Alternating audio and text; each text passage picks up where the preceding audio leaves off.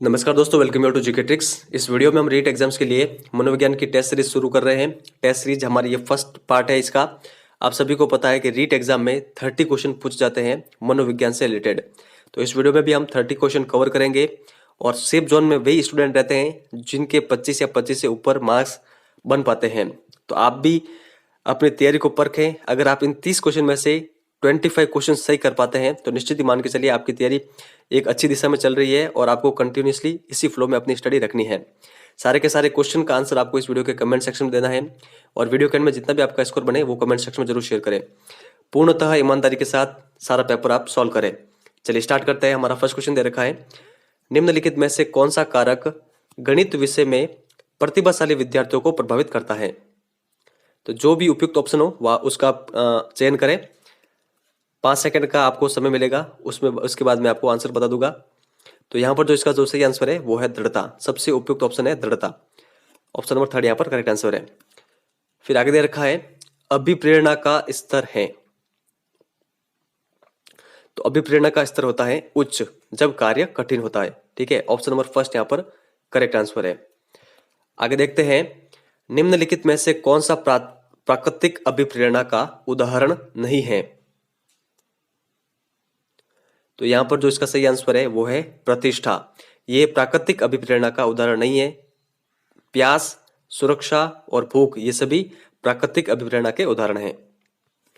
आगे दे रखा है, निम्नलिखित में से कौन सी प्रेरणा की विधि नहीं है।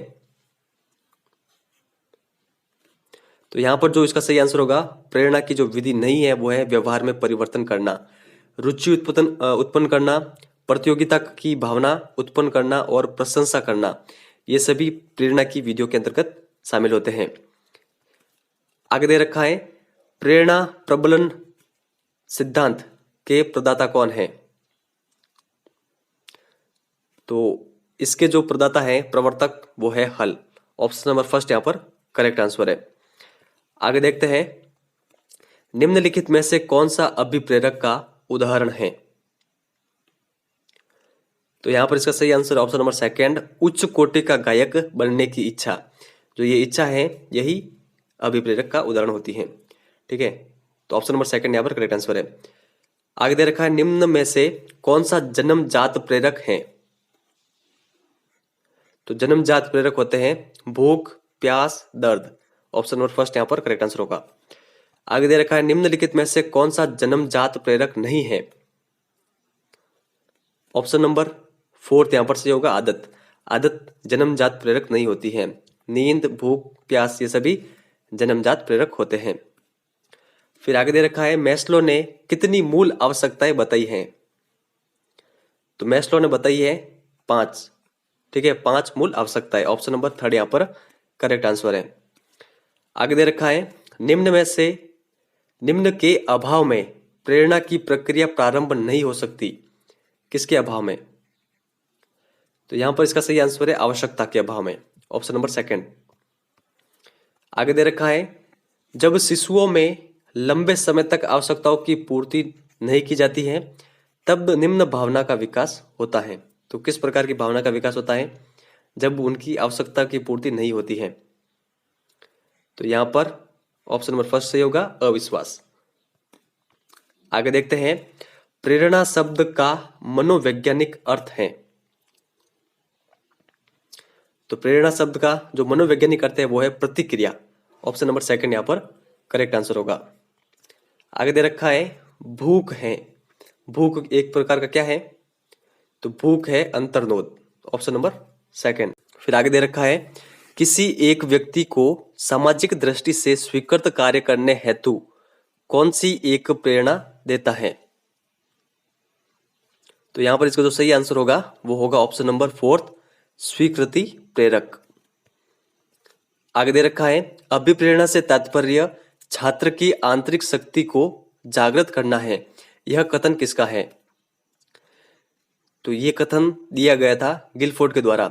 ईमानदारी के साथ सारे क्वेश्चन का आंसर आपको इस वीडियो के कमेंट सेक्शन में देना है और अपना स्कोर भी जरूर शेयर करना है।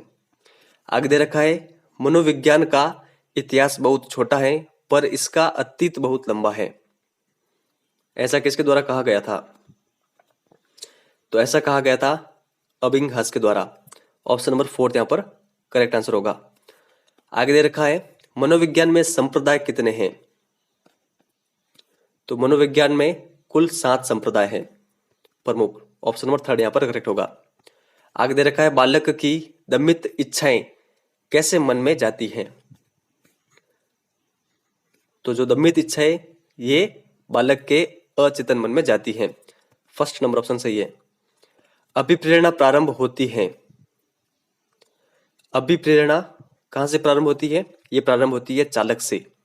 Option number 2। आगे दे रखा है अभिप्रेरणा को समाप्त करने वाला शब्द है। अभिप्रेरणा को जो समाप्त करने वाला शब्द है वो है समायोजन। आगे देखते हैं अभिप्रेरणा को निम्नलिखित में से क्या प्रभावित नहीं करती? तो अभिप्रेरणा को जो प्रभावित नहीं करता है वो है व्यक्तित्व। ऑप्शन नंबर 4 करेक्ट होगा। समायोजन, अधिगम, बुद्धि ये सभी अभिप्रेरणा को प्रभावित करती है। आगे दे रखा है व्यक्तित्व नहीं होता है। व्यक्तित्व स्थायी नहीं होता है। व्यक्तित्व परिवर्तनशील, परिमार्जित व गतिशील होता है। ये आप ध्यान रखिए, ये स्थायी नहीं होता है। आगे दे रखा है देवीय प्रवृत्ति होती है किसमें?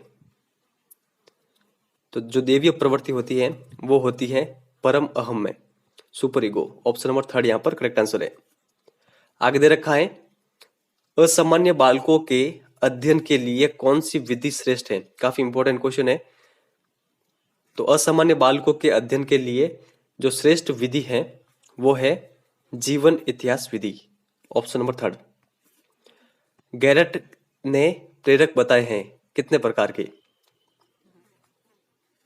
तो गैरेट ने जो प्रेरक के प्रकार बताए हैं वो बताए हैं 3। ऑप्शन नंबर 1 यहाँ पर करेक्ट आंसर है। आगे दे रखा है नाच न जाने आंगन टेढ़ा निम्नलिखित में से कौन सी उक्ति है? तो ये है प्रक्षेपण। Option number 1। आगे दे रखा है शिक्षा को सर्वप्रथम त्रिमुखी किसने कहा? ये भी काफी इंपॉर्टेंट क्वेश्चन है। तो शिक्षा को सर्वप्रथम त्रिमुखी कहा था जॉन ड्यूवी ने। Option number 2। आगे दे रखा है विकासात्मक विधि कितने प्रकार की है? तो जो विकासात्मक विधि है ये 2 प्रकार की है। First number option. आगे दे रखा है शिक्षा को द्विमुखी सर्वप्रथम किसने कहा है? तो जॉन एडम्स के द्वारा ऐसा कहा गया था। Option number 1।